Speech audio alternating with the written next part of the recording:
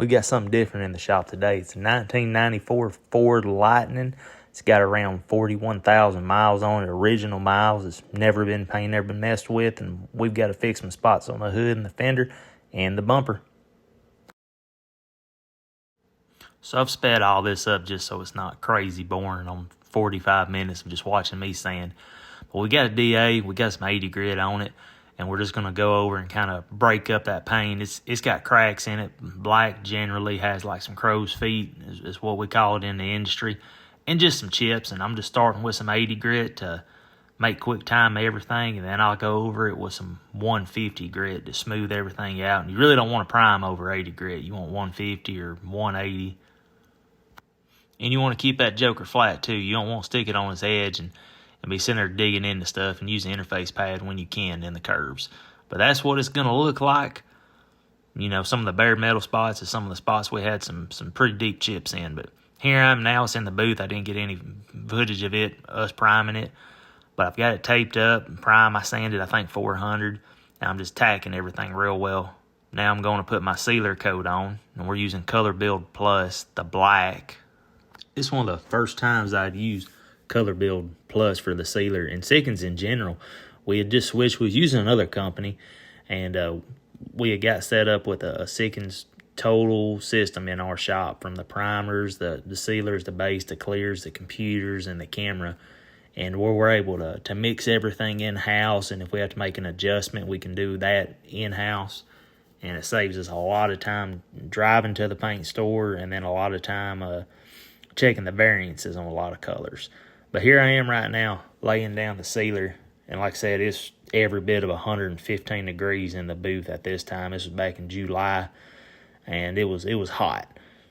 And when it's hot like that, you don't have to really worry about running paint a whole lot, but a lot of times it's a struggle to get it to lay down when it's that hot, even when you use the slow reducers and the slow activators, it just being, like I said, 115 plus. And touch base on the gun that I'm using. It's an Iwata Kiwami, I believe how it's pronounced, 4. They're under $200, and for under $200, they spray amazing. I've got a couple of them. I've got some Sada 5500s that are like $800 a piece, but I almost reach for these Iwatas more often than the Sadas. And they work real well. If somebody's looking into getting, some paint, beginning to paint, or some weekend warriors or stuff, I would highly recommend this gun. In this video, I sprayed sealer through it, base through it, clear through it, all the same gun. You just got to clean it real good in between coats, or in between coatings, I should say. And it works amazing, especially for under $200. Here's sealer's dry. We're tacking it because you want to tack between every single coating until you get to clear.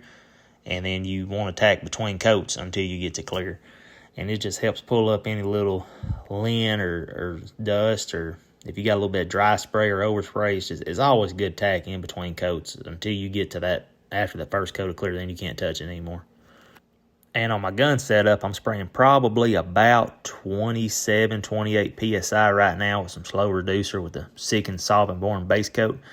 And my trigger set up for a full pull. I don't have it choked down or anything.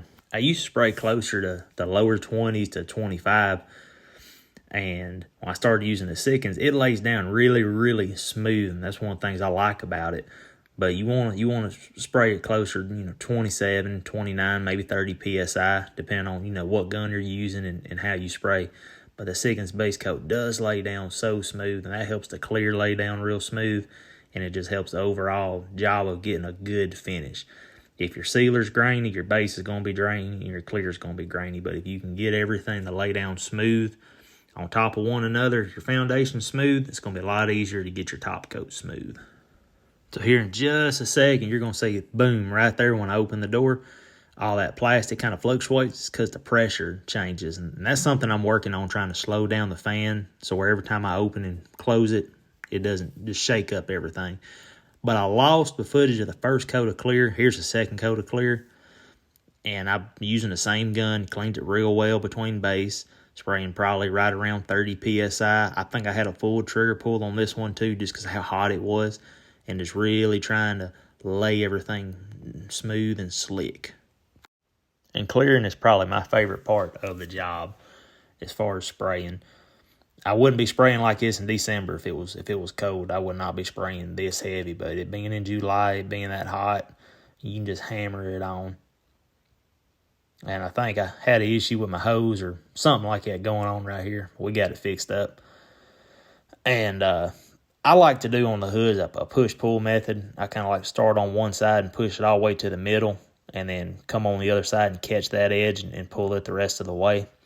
That's just what always works best for me. So I've seen some people start in the middle of the hood and work their way out and then go on the other side. And if that works for them, that's cool. But this right here was always been the easiest for me to get a smooth finish with no dry spray in the center of it.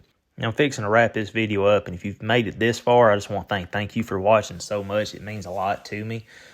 This YouTube channel I've been trying to work on is a lot harder than I ever thought it would be. Learning how to edit and trying to film just right, and still making sure I'm getting my work done every day.